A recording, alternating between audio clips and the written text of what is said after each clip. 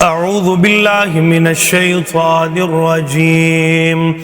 كلا بل لا تكرمون اليتيم ولا تحاضون على طعام المسكين وتأكلون التراث أكلا لما وتحبون المال حبا جما. كلا إذا دكت الأرض دكا دكا وجاء